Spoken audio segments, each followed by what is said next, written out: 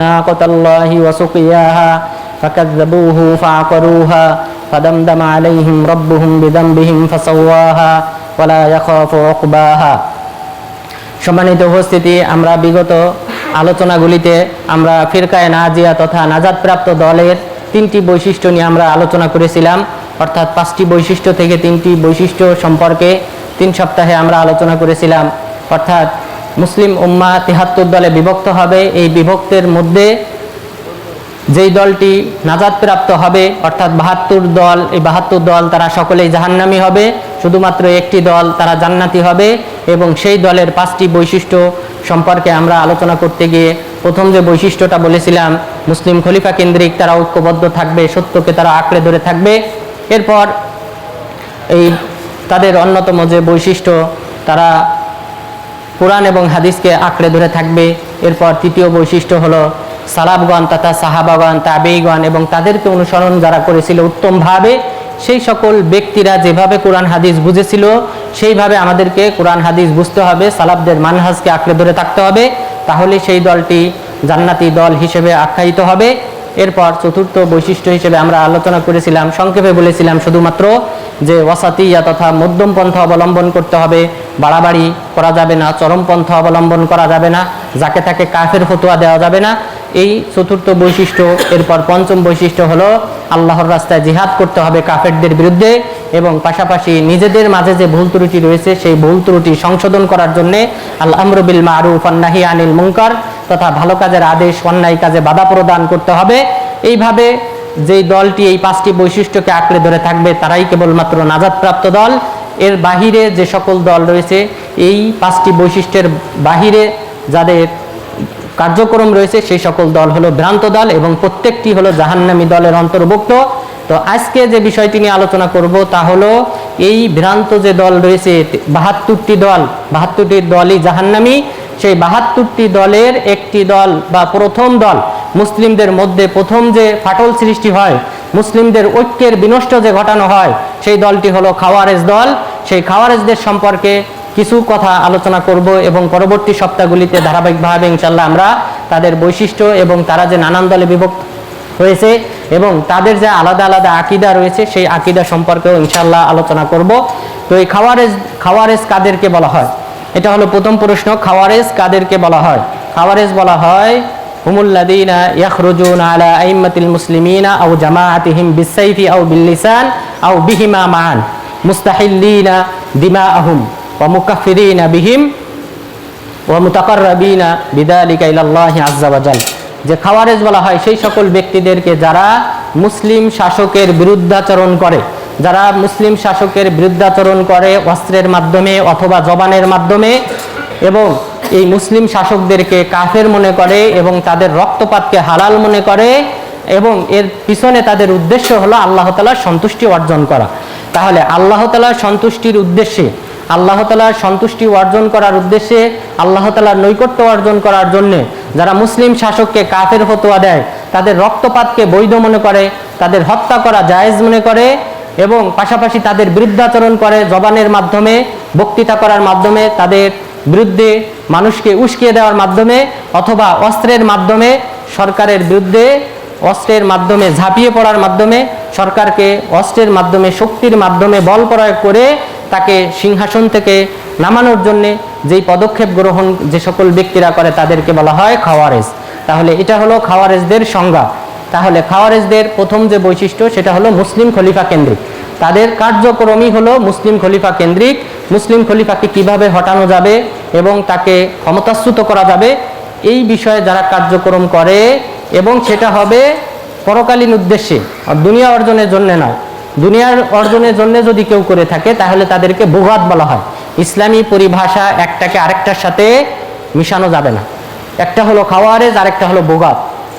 খাওয়ারেজ বলা হয় যারা পরকালের সন্তুষ্টি অর্জনের জন্য মুসলিম খলিফাকে হটাতে চায় তাদেরকে বলা হয় খাওয়ারেজ। আর যারা দুনিয়া অর্জনের জন্য, দুনিয়ার মান সম্মান অর্জন করার জন্য, শাসক হওয়ার জন্যে অথবা অর্থ সম্পদ বানানোর জন্যে যে সকল ব্যক্তিরা শাসকের বিরুদ্ধাচরণ করে, যেমন আমাদের দেশের বা অন্যান্য দেশের যে সকল দেশে গণতন্ত্র রয়েছে, তারা কিন্তু অপর শাসককে হটানোর জন্য যে চেষ্টাটা করে সেটা করে শুধুমাত্র দুনিয়া অর্জনের জন্য।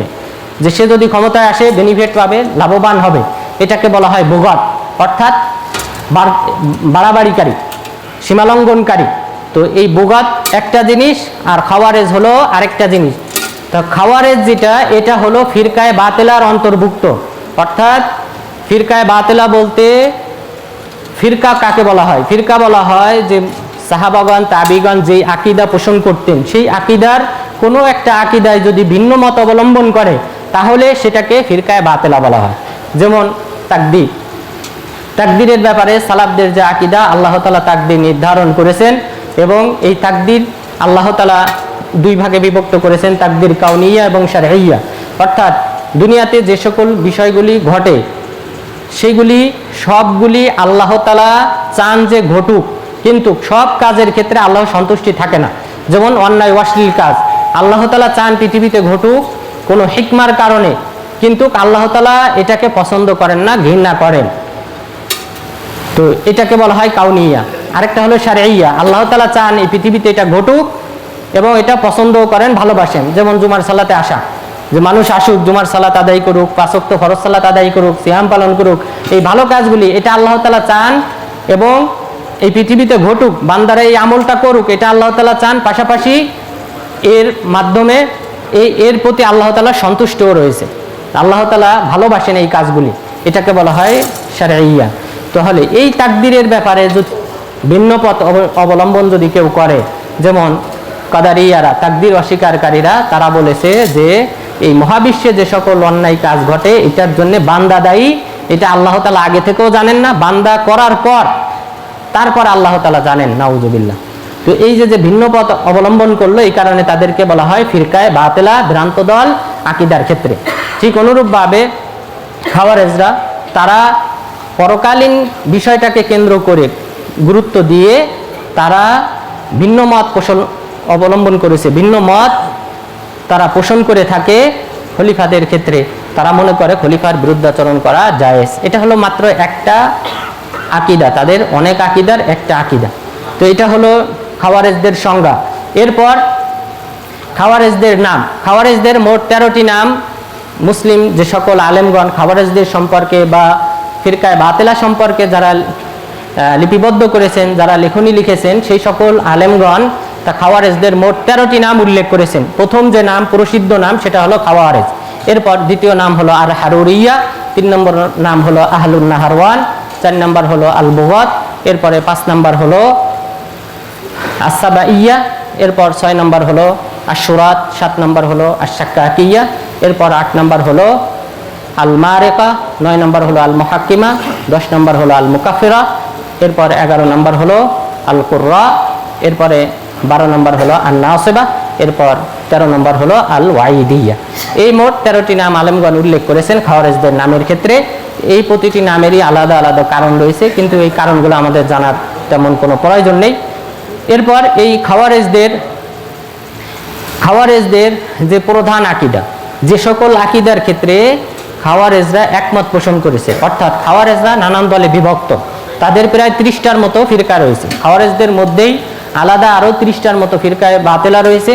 তো তাদের মধ্য থেকে সাধারণত খাওয়ারেজরা সবাই একমত পোষণ করেছে যে সকল আকীদা, তার মধ্যে প্রথম আকীদা হলো যে আবু বকর রাদিয়াল্লাহু আনহু এবং ওমর রাদিয়াল্লাহু আনহু তারা খুলাফায়ে রাশেদার অন্তর্ভুক্ত, অর্থাৎ তারা ন্যায়পরায়ণ শাসক হিসেবে গণ্য, তারা ন্যায়পরায়ণ শাসক ছিলেন।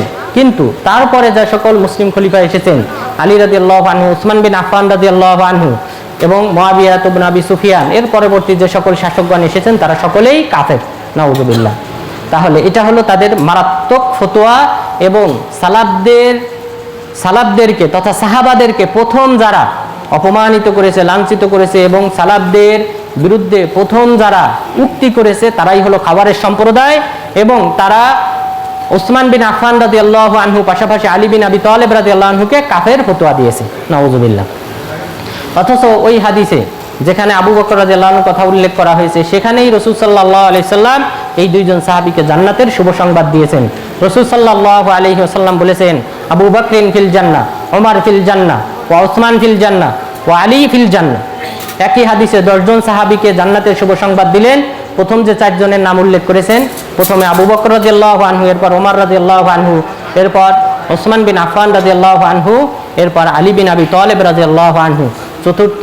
তাহলে এই চারজন খলিফার নাম রাসূল সাল্লাল্লাহু আলাইহি ওয়াসাল্লাম ধারাবাহিকভাবে প্রথমে উল্লেখ করেছেন এবং বলেছেন তারা হলেন জান্নাতি। তো যে সকল ব্যক্তিদেরকে রাসূল সাল্লাল্লাহু আলাইহি ওয়াসাল্লাম জান্নাতি বলেছেন তাদেরকে যারা কাফের ফতোয়া দেয় তারাই হলো খাওয়ারেজ, এবং তারাই প্রথম কাফের ফতোয়া দিয়েছে। এর পরবর্তীতে আরো অন্যান্য দল তৈরি হয়েছে, তারা এই সাহাবাদেরকে কাফের ফতোয়া দিয়েছে, কিন্তু প্রথম যারা সাহাবাদের প্রতি জুলুম করেছে, সাহাবাদেরকে গালি দিয়েছে, তারা হলো এই খাওয়ারেজ সম্প্রদায়। তাহলে এই হাদিসে আমরা জানলাম চারজন সাহাবীকে রাসূল সাল্লাল্লাহু আলাইহি ওয়াসাল্লাম জান্নাতের শুভ সংবাদ দিয়েছেন। ওসমান বিন আফফান রাদিয়াল্লাহু আনহুকে বীরে আরিস তথা বর্তমান যে কুবা মসজিদ, এই কুবা মসজিদের দক্ষিণ পাশে দেখবেন বীরে আরিস তথা আরিস নামক একটা কূপ, বীরে খাতাম, রাসূল সাল্লাল্লাহু আলাইহি সাল্লামের আংটি, এই নামে একটা কূপ রয়েছে। সেই কূপের কিছু চিহ্ন আলামত দেওয়া আছে। শুধুমাত্র ওই জায়গায় রাসূল সাল্লাল্লাহু আলাইহি ওয়াসাল্লাম তিনজন সাহাবীকে জান্নাতের শুভ সংবাদ দিয়েছিলেন। রাসূল সাল্লাল্লাহু আলাইহি ওয়াসাল্লাম আবু মুসা আল-আশআরী রাদিয়াল্লাহু আনহুকে বলেছিলেন, যখন আবু বকর রাদিয়াল্লাহু আনহু এই বাগানে ঢোকার জন্য কড়া নাড়লেন, তখন তাকে বলেছিলেন ইযান লাহু ওয়া বাশশিরহু বিল জান্নাহ, যাও তুমি তাকে প্রবেশের অনুমতি দাও এবং তাকে জান্নাতের শুভ সংবাদ দান করো।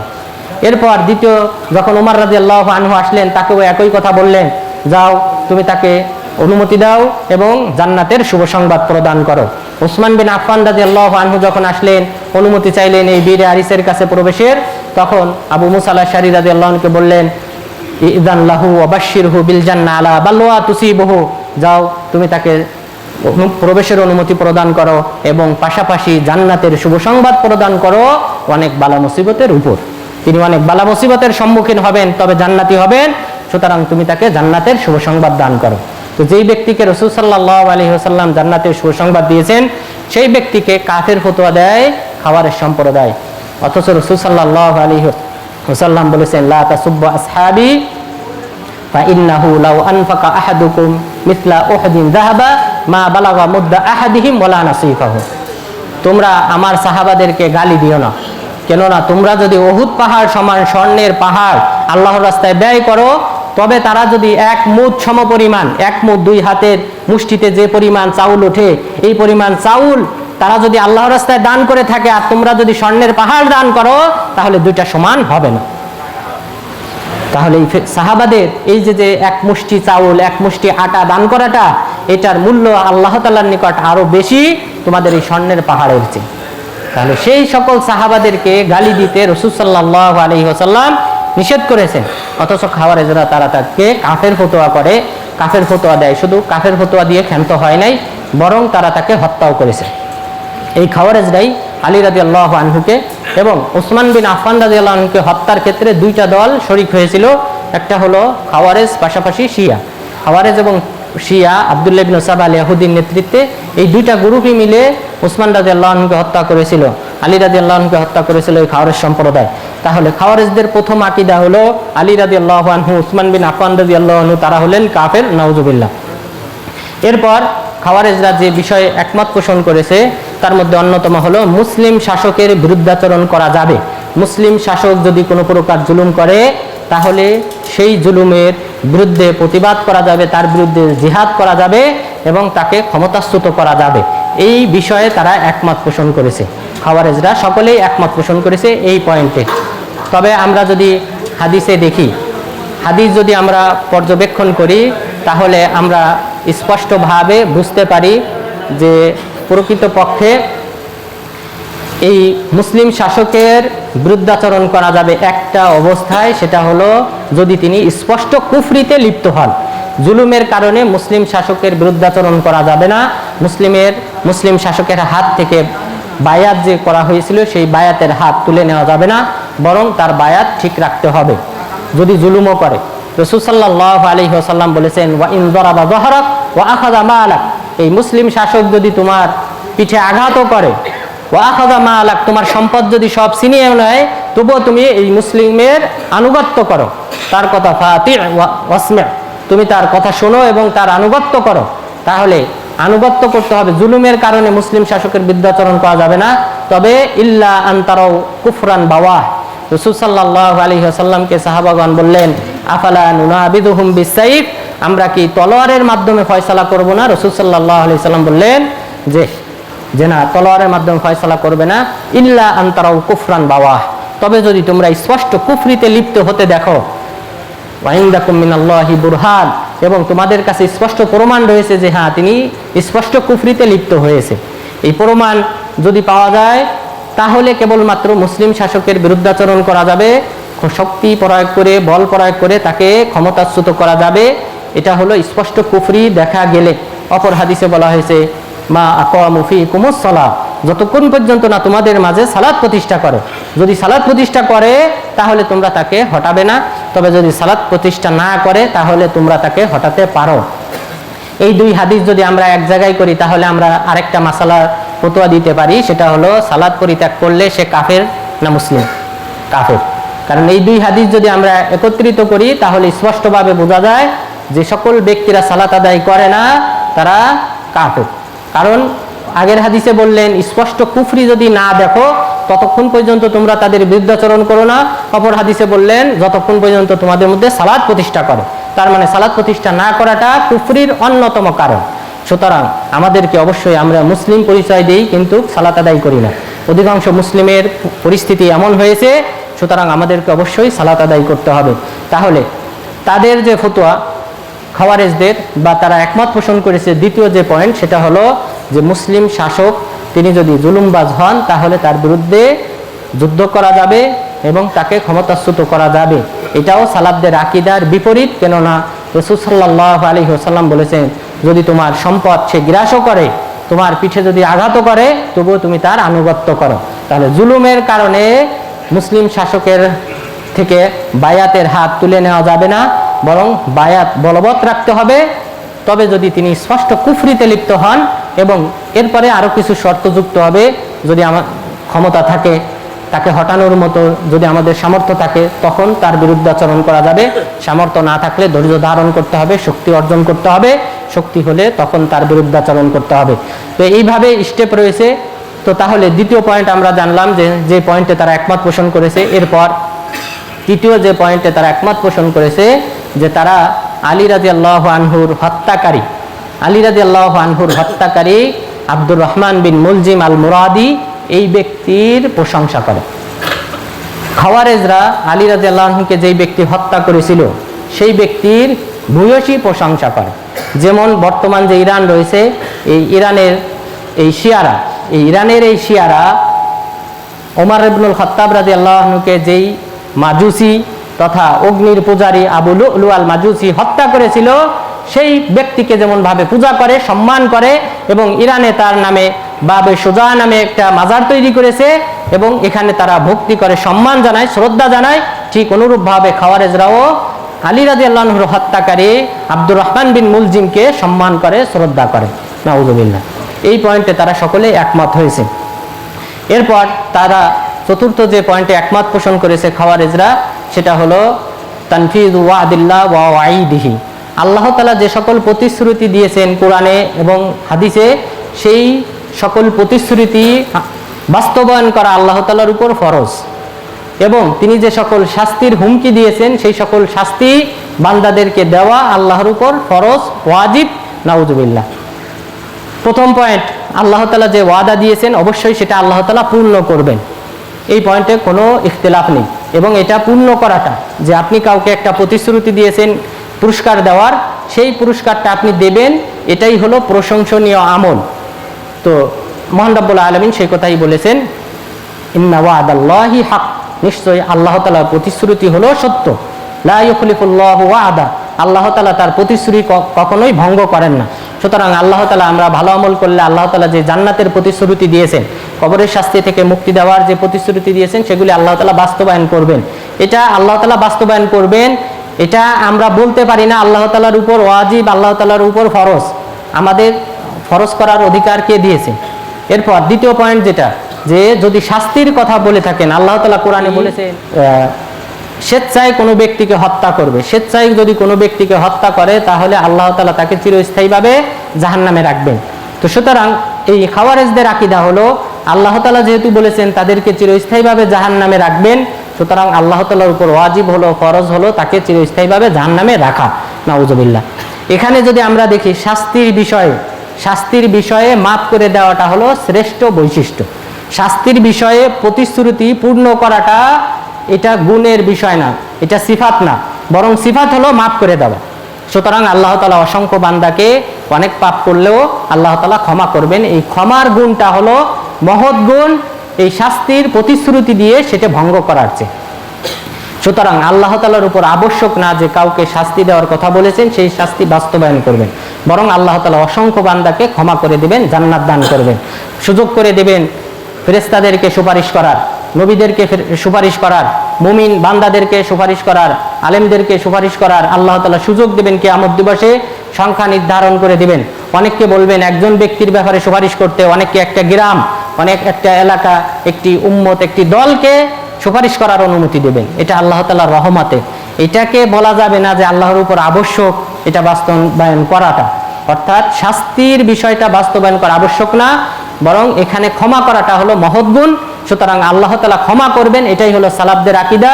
এবং রাসূল সাল্লাল্লাহু আলাইহি ওয়াসাল্লাম বলেছেন, শাফাআতি লি আহলিল কাবাইর মিন উম্মতি, আমার সুপারিশ তো হবে আমার উম্মতের কবিরা গুনাহকারীদের জন্য। সুবহানাল্লাহ। রাসূল সাল্লাল্লাহু আলাইহি ওয়াসাল্লাম বললেন, আমার সুপারিশ তো আমার উম্মতের কবিরা গুনাহকারীদের জন্য। আর খাওয়ারেজরা বলতেছে যে না, সুপারিশ চলবে না, সুপারিশের হাদিস যতগুলি রয়েছে সবগুলি তারা অস্বীকার করেছে এবং বলে যে না, আল্লাহ তাআলার উপর আবশ্যক হলো শাস্তিটা দেওয়া। নাউযুবিল্লাহ। তাহলে এই পয়েন্টেও তারা সালাফদের আকীদার বিরুদ্ধাচরণ করেছে। এরপর খাওয়ারেজদের যে সকল আকীদা রয়েছে তারা একমত পোষণ করেছে। তার মধ্যে অন্যতম হলো যে কবরের যে শাস্তি রয়েছে, এই কবরের শাস্তি হবে না, কবরের কোনো শাস্তি নেই। কবরের শাস্তি সম্পূর্ণরূপে তারা অস্বীকার করেছে। জাহান্নামের শাস্তিকে স্বীকার করে, কিন্তু কবরের শাস্তি তারা অস্বীকার করে যে কবরে কোনো শাস্তি হবে না, কবরে রাখা হবে এবং হাসরের ময়দানে যখন উঠবে তখন বিচার আচার হবে। নাউযুবিল্লাহ। তাহলে এখানে কতগুলো হাদিস অস্বীকার করলো। কবরে রাখার পর ইন্নাল মাইয়িতা ইযা উযিয়া ফি কবরিহি ফাইন কানা মুমিনান, যে হাদিসগুলি এসেছে, কবরে রাখার পর সাথে সাথে কবরে কি করা হবে? জম্মা, কবরে প্রথম একটা চাপ দেওয়া হবে, সেটা মুমিন হোক কাফের হোক সবাইকে এই কবরের চাপটা দেওয়া হবে। কেন দেওয়া হবে? এ ব্যাপারে সালাফগণ বলেছেন যে এর পিছনে মূল কারণ হলো সেই ব্যক্তি যেন পরকালীন জীবনের যেন উপযুক্ত হয়। যদি সে মুমিন হয়, পরকালীন যে জান্নাতের সাথে সংযোগ করে দেওয়া হবে, সেই জান্নাতের নিয়ামত উপভোগ করার জন্য সে উপযুক্ত হয়, এই কারণে মুমিনকে চাপ দেওয়া হবে। কাফেরকে চাপ দেওয়া হবে যেন সে জাহান্নামের শাস্তি অনুভব করতে পারে, এই কারণে তাকে চাপ দেওয়া হবে। তো এই যে চাপ, জম্মাতুল কবর, এই কবরের শাস্তি তারা অস্বীকার করে।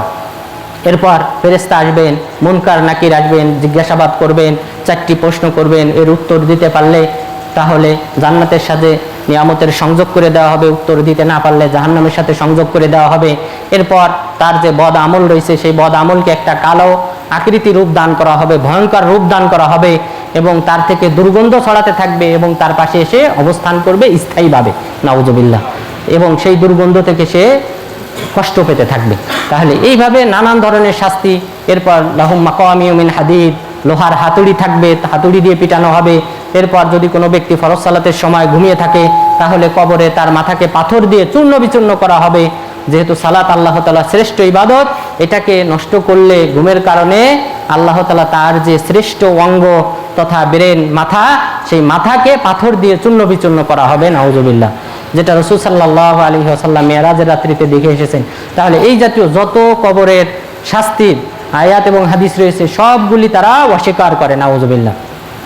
তাহলে খাওয়ারেজরা তারা এই কবরের শাস্তিকে অস্বীকার করে। এরপর খাওয়ারেজদের অন্যতম আরেকটি আকীদা হলো, যে বিষয়ে তারা একমত পোষণ করেছে, তারা দাজ্জালকে অস্বীকার করে। নাউযুবিল্লাহ।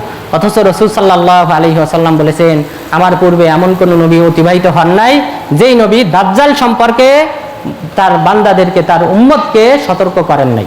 প্রত্যেক নবী তার উম্মতকে দাজ্জাল সম্পর্কে সতর্ক করেছেন। দাজ্জালের ফিতনা ভয়ঙ্কর একটা ফিতনা হবে। একজন ব্যক্তি যাকে আল্লাহ তাআলা সৃষ্টি করে রেখেছেন এবং তামিম আদ-দারি রাদিয়াল্লাহু আনহু, তিনি পাহাড়ে দেখে, সেই দ্বীপে, একটা সমুদ্রের মধ্যে দ্বীপে গিয়ে তিনি সেখানে দেখে এসেছেন। দেখে এসে রাসূল সাল্লাল্লাহু আলাইহি ওয়াসাল্লামকে হাদিস বর্ণনা করেছেন, আল্লাহ রাসূল, আমি দাজ্জালকে এইভাবে দেখেছি, শিকলে আবদ্ধ করা অবস্থায় রাখা হয়েছে। তাকে আমি দেখেছি দাব্বাতুল আরদ নামে যে একটা প্রাণী বের হবে, তাকেও সৃষ্টি করে রাখা হয়েছে। দাজ্জালের পূর্বে তাকে বের হওয়ার অনুমতি দেওয়া হবে। আমি সেই ঘটনা বাস্তবে দেখে এসেছি। রাসূল সাল্লাল্লাহু আলাইহি ওয়াসাল্লাম তিনি একজন ব্যক্তি থেকে হাদিস বর্ণনা করেছেন, আর তিনি হলেন শুধুমাত্র এই তামিম আদ-দারি রাদিয়াল্লাহু আনহু। অথচ খাওয়ারেজরা এই দাজ্জালকে অস্বীকার করে। সুতরাং এই যে কয়েকটি আমরা পয়েন্ট বললাম, এই পয়েন্টে খাওয়ারেজরা তারা ভিন্ন মত পোষণ করেছেন, সালাফগণ যে আকীদা পোষণ করতেন তার চেয়ে ভিন্ন মত পোষণ করেছেন। সুতরাং আমরা এই খাওয়ারেজদের যে আকীদা রয়েছে তা থেকে দূরে থাকব। আল্লাহ তাআলা যেন আমাদের মুসলিম উম্মাহকে কোরআন এবং সুন্নাহকে আঁকড়ে ধরার মাধ্যমে আল্লাহ তাআলার দ্বীনকে প্রতিষ্ঠিত করার তৌফিক দান করেন এবং এই দ্বীনের উপর অটল থাকার তৌফিক দান করেন, এবং যে সকল ভ্রান্ত দল রয়েছে সেই সকল ভ্রান্ত দলের আকীদা থেকে যেন আল্লাহ তাআলা আমাদেরকে হেফাজত করেন। আমিন। ওয়া সাল্লাল্লাহু আলা নবিয়িনা মুহাম্মদ ওয়া আলা আলিহি ওয়া সাহবিহি আজমাইন।